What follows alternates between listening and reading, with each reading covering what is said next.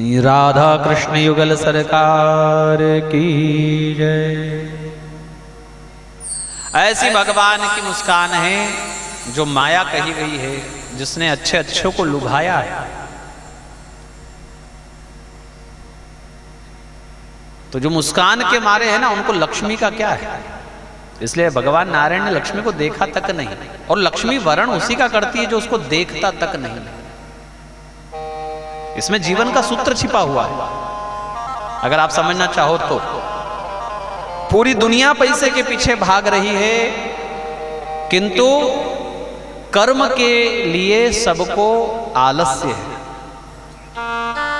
पैसा सबको चाहिए, पर शरीर में भरा हुआ है आलस।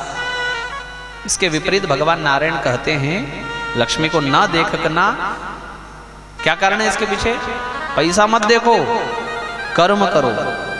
पैसा तो ऐसी चीज है जो तुम्हारे पीछे आएगा चलकर। लक्ष्मी अर्थात धन तो तब चलकर आता है हमारे निकट जब हम कर्म में विश्वास रखते हैं। कर्म प्रधान विश्व रचिराखा, जो जस करहि तासु फल चाखा। लोग भगवान का पूजन भी इसलिए करते हैं कि पैसा मिल जाए। हमको पैसा क्यों नहीं मिल रहा, इस पर वो देखते नहीं। अपने जीवन में, अपनी क्रियाकलाप में, अपनी दिनचर्या में, अपनी आदतों में, आज हमने दिन भर क्या किया, कल हमने दिन भर क्या किया, परसों दिन भर हमने क्या किया, ये नहीं देखेंगे। पर वो पंडित जी से ऐसा कोई उपाय पूछेंगे कि पैसा आ जाए। हाँ, हमारी पत्रिका देख लो और हमारा राशि देख लो, और हमको कोई ऐसा टोना टोटका बता दो कि बस कल के कल हमको करोड़पति बनना है। आप कुछ करोगे भाई? बोले नहीं, वो मत बोलो, आप करने धरने पर हमारा विश्वास नहीं है। पैसा कैसे आएगा आप तो ये बताओ। कई लोग तो आजकल शिव जी के पीछे भी इसीलिए भिड़े हुए। हाँ, कहीं तो ऐसे भी उपाय चल रहे हैं कि बोले पढ़ो चाहे मत पढ़ो, आप तो बस बिलपत्र। हद हो गई भाई, जरा तो बुद्धि का प्रयोग करो। उसकी बनाई हुई सृष्टि में जरा तो विचार करो कि क्यों ऐसी सृष्टि उसने बनाई है, क्यों कर्म प्रधान है, क्यों मेहनत का ही फल मिलता है इस संसार में।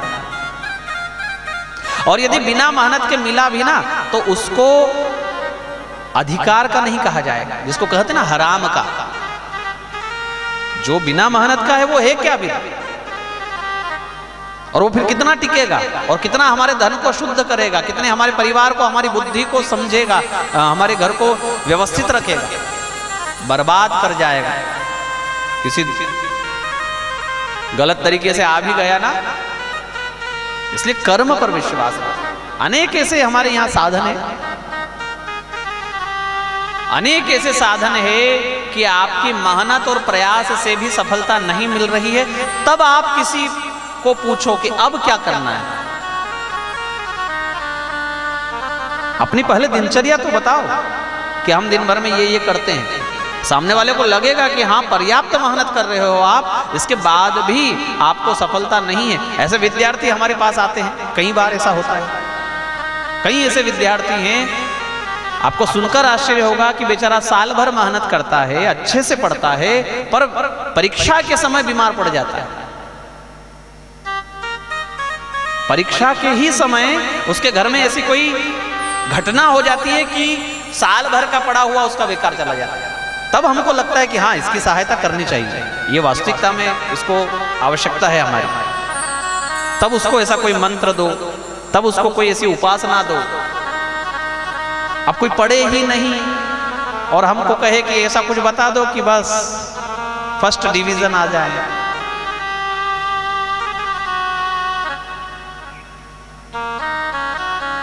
अच्छा, अमृत मंथन, यही कथा चल रही है ना।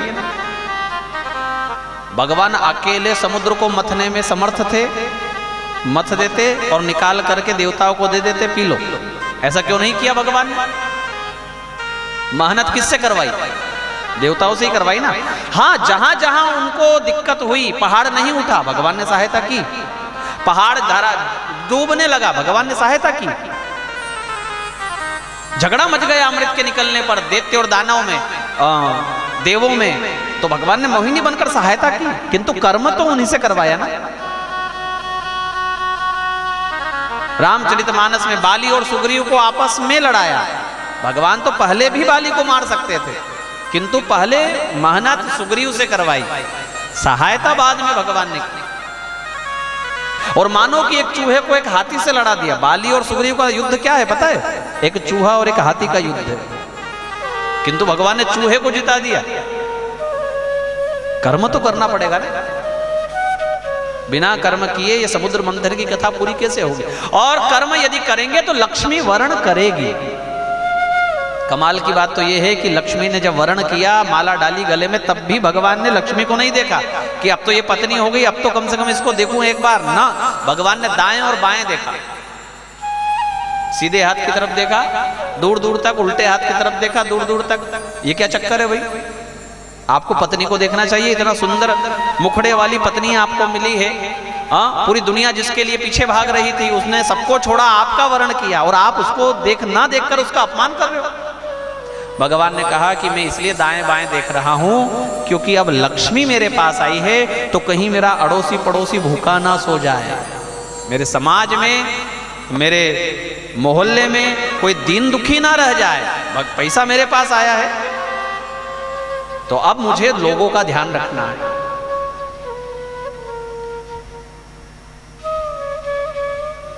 अमृत का वितरण देवों को और मदिरा का वितरण दैत्यों को। राहु बीच में आकर बैठा, उसके भगवान ने सिर विच्छेद कर दिया। भगवान नहीं पहचाने ऐसा कोई समझना मत। भगवान क्या नहीं पहचानते? कथा ऐसी है कि सूर्य और चंद्र ने शिकायत की कि ये देव नहीं है, आपको चश्मा लगाना चाहिए। सूर्य और चंद्र मतलब आंखें हैं, और वो बता रही है कि आपको दिख नहीं रहा कि ये देव नहीं है। वास्तविकता में सूर्य और चंद्र भगवान के नेत्र हैं, और नेत्र ही तो बताएंगे कि कौन सही है और कौन गलत है। किंतु भगवान ने उसको भी अमृत पिलाया, अनाधिकार होने के पश्चात भी उसको अमृत पिलाया। इसका अर्थ है कि भगवान ने पंक्ति भेद नहीं किया। जब आपके हाथ में कोई सत्ता हो, कोई कुर्सी हो, या किसी थोड़े समय के लिए आपको कुछ बांटने वाला बना दिया जाए, होता है कभी कभी सर, माताएं तो बांटने वाली ही है, बनाकर और देती किसको है? घर में बांटती ही तो है। पर आपके हाथ में चौका चूल्हा है, आपके हाथ में बांटने का अधिकार है, तो किसी को कम चुपड़ी हुई, किसी को ज़्यादा चुपड़ी हुई, किसी के चावल में ज़्यादा घी, किसी के में कम घी, ये मेरा छोरा नहीं है, ये इसका छोरा है, मैं इसको इतना क्यों ना, तू खा ले चुपचाप, धीरे से ले ले। ऐसा करना बहुत बड़ा पाप है। प्रसाद बांटने वालों के लिए विशेष कथा ये है कि कोई दूसरा आ रहा है तो धीरे धीरे, और कोई अपना आया तो मुट्ठा भर करके और ले जा, मौज कर। कभी तू बांटे तो हमारा ध्यान रखना। और ये बंदर बांटे ही तो चल रही है ना आजकल, पूरी दुनिया में चल क्या रहा है? सरपंच पद से लेकर के और बड़े बड़े पद तक लोग यही कर रहे हैं, बंदर बाट का ही काम चल रहा है। कहाँ ज्यादा लगाना है, कहाँ कम लगाना है, कौन मेरा है, कौन। ये तो बढ़िया है कि हमारे प्रधानमंत्री जी का जो मंत्र है ना, सबका साथ सबका विकास, अच्छा मंत्र है। और वैसे भी एक राजा को सिंहासन पर बैठकर भेदभाव की दृष्टि से नहीं देखना चाहिए। इसीलिए तो राजा राम जी ने धोबी तक की बात को स्वीकार किया है, वरना वो एक गली में, एक कोने में, एक मोहल्ले का रहने वाला उसकी बात ना भी सुनते तो क्या बिगड़ जाता। किंतु वो राज सिंहासन ही ऐसा है जहां बैठकर के आप अपनी मनमानी नहीं कर सकते, जहां बैठकर आपको सबका सुनना जरूरी है। अब चाहे वो आपकी पत्नी पर ही आरोप क्यों नहीं लगा रहा हो, तो उसको भगवान ने स्वीकार किया और उसके मन का करके दिया, मतलब प्रजा के मन का राजा ने करके दिया, और यही राजा का कर्तव्य है। आजकल लोग कहते हैं कि वो कथा झूठी है, ना, वो कथा सच्ची है, किंतु आप उसको पति की दृष्टि से ना देखो, आप उसको राजा की दृष्टि से देखो। भाई कोई टीचर है और उसके 30 स्टूडेंट है, अब संयोग से उसका बेटा भी उस क्लास में बैठा हुआ है, तो टीचर का कर्तव्य क्या हुआ कि बराबर 30 को पढ़ाए या अपने बच्चे पर ज्यादा ध्यान दे। अच्छा, सजा देने का अवसर आए तो 29 बच्चों को तो बराबर 2-2 डंडे जमाए और अपने बेटे को छोड़ दे, ऐसा होगा क्या? फिर तो वो सच्चा शिक्षक नहीं। ठीक उसी प्रकार राम जी पर उंगली उठाने वाले ये समझ लें कि उन्होंने जो निर्णय लिया है वह पति के दृष्टिकोण से नहीं, उन्होंने राजा के दृष्टि से वो निर्णय लिया है।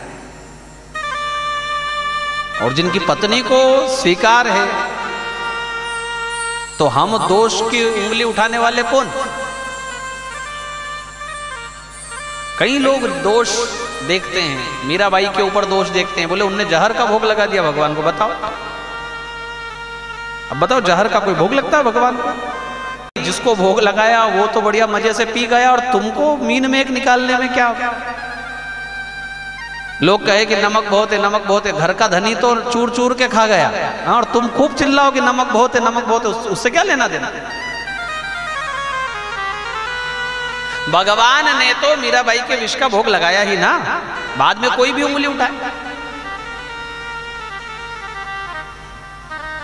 दोष बुद्धि, भेद बुद्धि, भगवान सब देखने में समर्थ है कि कौन सही है कौन गलत है। भगवान ने अनाधिकारी चेष्टा के पश्चात भी पंक्ति भेद ना करते हुए उसको अमृत पिलाया, बाद में उसके 2 टुकड़े कर दिए राहु और केतु के रूप में। पश्चात मनवंतर लीला में ही राजा बलि की हार की कथा है और संजीवनी विद्या, जिसको आज हम महामृत्युंजय मंत्र के नाम से जानते हैं, एक ऐसी विद्या जो मरे हुए को जिला दे, सही क्रम से सही प्रकार से हो तो। और मरण 2 प्रकार से है, कभी कभी तन का मरण होता है तब भी महामृत्युंजय की जरूरत पड़ती है, और कभी कभी मन का मरण होता है। जीवन के इस मार्ग में, पथ में हार भी कभी कभी कोई अनुभव करता है, लड़ना भूल जाता है, तब भी ये संजीवनी विद्या हमको काम आती है। शुक्राचार्य जी ने उस संजीवनी विद्या से सबको जिला दिया और 1200 यज्ञ का विधान किया, जिसकी कथा कल हमने संक्षेप में की थी। वहां भगवान का आना और 3 पग में वचन लेना, 2 पग में सब नापा, जितना राजा का था वह भी, जितना नहीं था वह भी। अब भगवान ने कहा झूठ बोलते हो राजन, वरुण पाश में बांध लिया, क्योंकि ये श्राप दिया था शुक्राचार्य जी ने।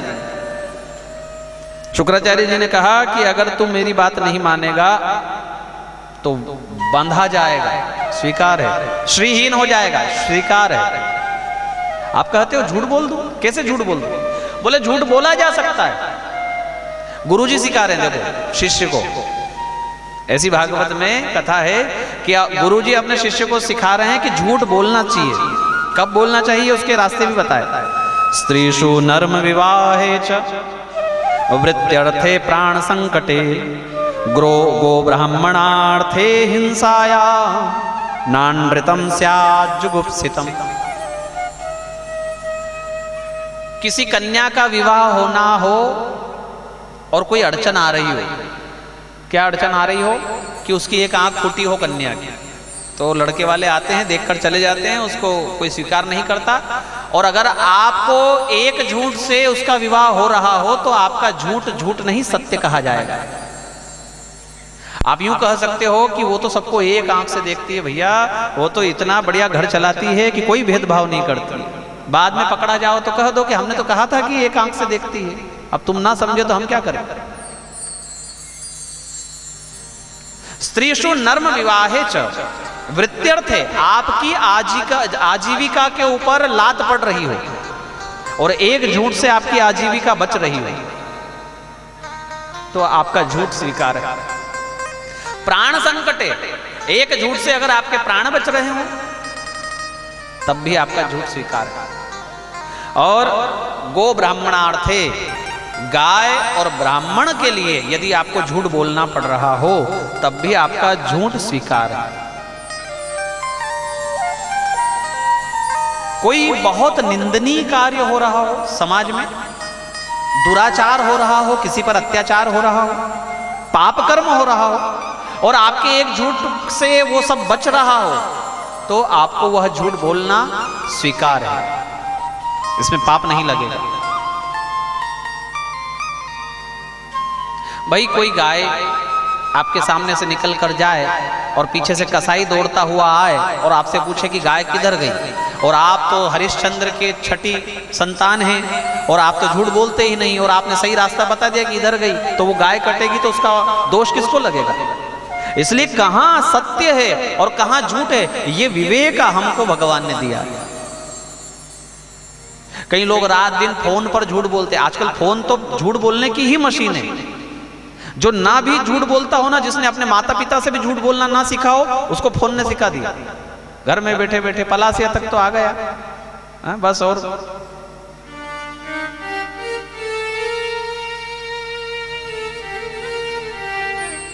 और फिर कहते हैं कि हम तो झूठ नहीं बोलते। एक भाई साहब के यहाँ सत्यनारायण भगवान की कथा थी, कथा 2 घंटे की, और दिन भर बहुत से जो झूठ बोलते रहे उनके मालिक से, उनके ऑफिस में। हमारे यहाँ पूजा है, अब उसको कोई जरूरी काम था तो वो फोन लगाए, कोई फाइल का पूछना था, कोई जरूरी काम था। उसकी पत्नी से बोल दे कि कथा में बैठे, तो सुबह 9 बजे से बोलने लगी पत्नी, कथा में बैठे, कथा में बैठे। रात में 9 बजे तक बोले कथा में बैठे। बोले ऐसे पंडित जी से बात तो कराओ जो सुबह 9 बजे से रात में 9 बजे तक सत्यनारायण भगवान की कथा कर रहे।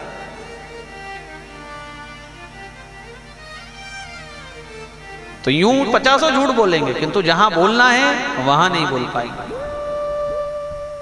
प्राण संकटे और वृत्यर्थ है, तेरा हनन हो रहा है पैसे का, तू झूठ बोल दे, मुकर जा अपने संकल्प से जो तूने 3 पग का दिया। उससे क्या होगा? बोले मैं तुझे 100 यज्ञ करवाऊंगा और तू इंद्र बन जाएगा। ये स्वयं साक्षात श्री हरि अग्नि से प्रकट होकर के तुझे स्वर्ग का दान करेंगे। बोले बस वही तो बात है ना गुरुजी, कि ये स्वयं श्री हरि 100 यज्ञ के बाद प्रकट होंगे और इनका हाथ ऐसा होगा और मेरा हाथ ऐसा होगा। आज आपको गर्व होना चाहिए अपने शिष्य पर कि मेरा हाथ ऐसा है और जगत के पालनहार ऐसा हाथ फैला करके मेरे आगे आए। शुक्राचार्य जी मन ही मन मुस्कुरा रहे हैं, क्योंकि वो वास्तविकता में कृष्ण भक्त हैं, किंतु कसौटी पर कस रहे हैं अपने शिष्य को। कहां तक ये खरा उतरता है? गुरु को भी ठुकराने वाला ऐसा भगवान का भक्त हुआ जिसने भगवान के लिए गुरु को ठुकराया। ऐसे भगवान के भक्त भरत जी हुए जिन्होंने भगवान के लिए महतारी को, कैकेयी को ठुकराया। इसलिए जब बड़ा कुछ मिलता हो ना तो छोटे को छोड़ना स्वीकार करना चाहिए। वास्तविकता में ये लौकिक ही तो नाते हैं, लौकिक ही तो धर्म है। पारलौकिक कुछ मिल रहा हो तो लौकिक को छोड़ना ही ठीक है। राजा बलि कहता है आपने मेरा लिया, मुझे कहां लिया? पदम तृतीयम कुरु शीर्ष्णे में निजम। मेरे सिर पर आप अपना ये पैर रख दीजिए नाथ, क्योंकि आपने मेरा लिया, मुझे नहीं लिया। मेरे सिर पे रख दे ठाकुर, हो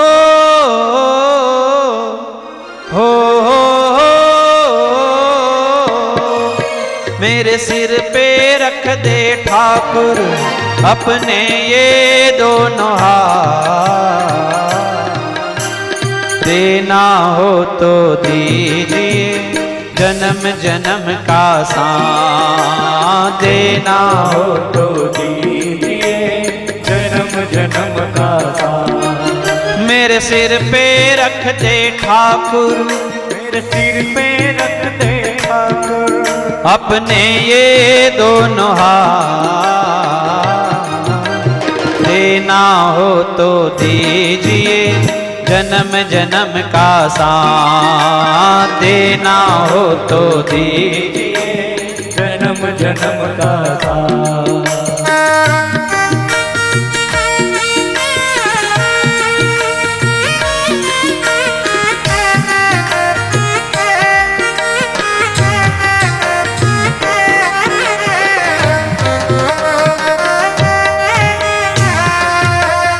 हरि बोल।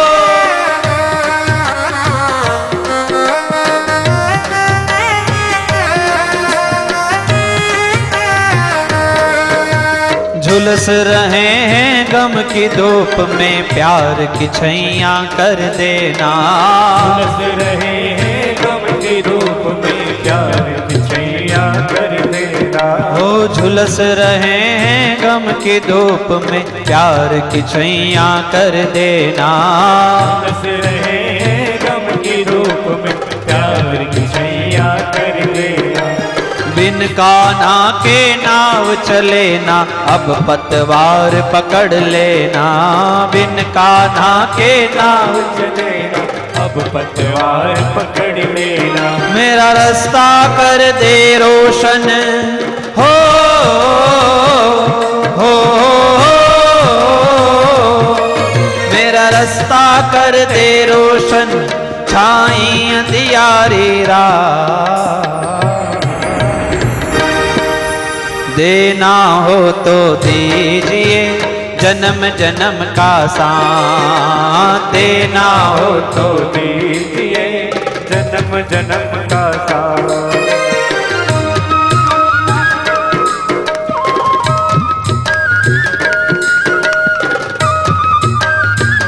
श्री राधे।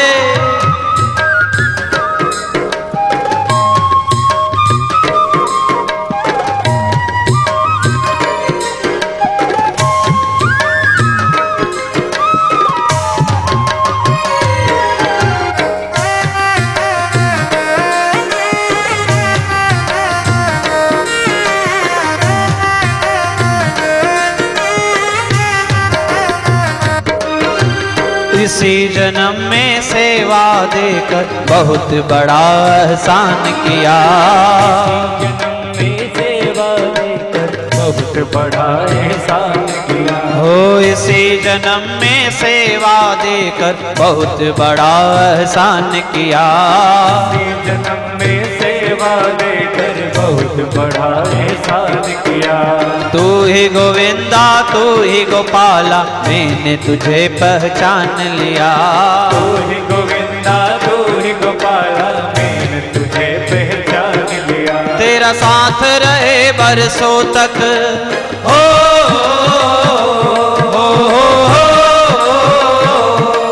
तेरा साथ रहे बरसों तक, बस रखना इतनी बात।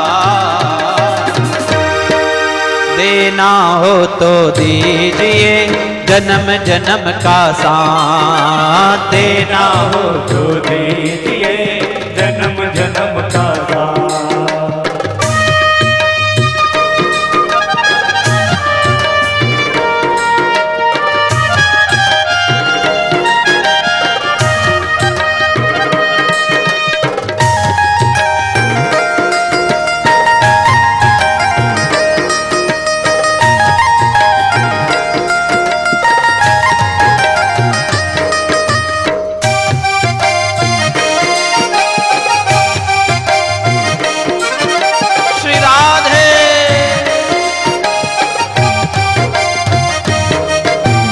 तेरे दर्शन को प्यासी है मेरी ये दो आंखें हो। तेरे दर्शन को प्यासी है मेरी ये दो आंखें हो। मेरे कान्हा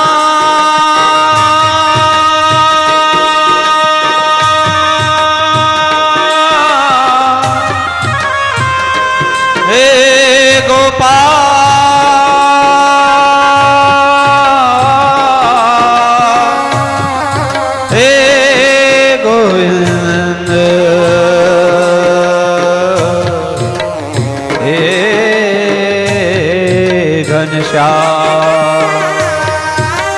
तेरे दर्शन को प्यासी है मेरी ये दो आंखें हो।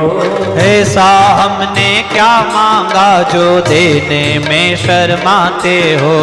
ऐसा हमने क्या मांगा जो देने में शर्माते हो। चाहे सुख में रख या दुख में हो,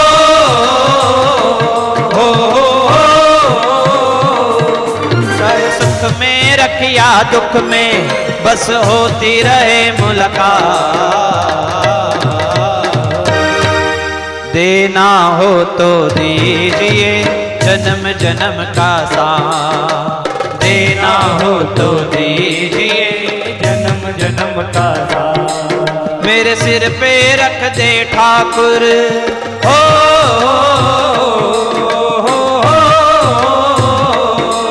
मेरे सिर पे रख दे ठाकुर अपने ये दोनों हाथ। जरा दोनों हाथ ऊपर करके सभी लोग। देना हो तो दीजिए जन्म जन्म का साथ, देना हो तो दीजिए जन्म जन्म का साथ। देना हो तो दीजिए जन्म जन्म का साथ, देना हो तो दीजिए जन्म जन्म का साथ। ओ अब तो कृपा कर दीजिए जन्म जन्म का साथ, अब तो कृपा कर दीजिए जन्म जन्म का साथ।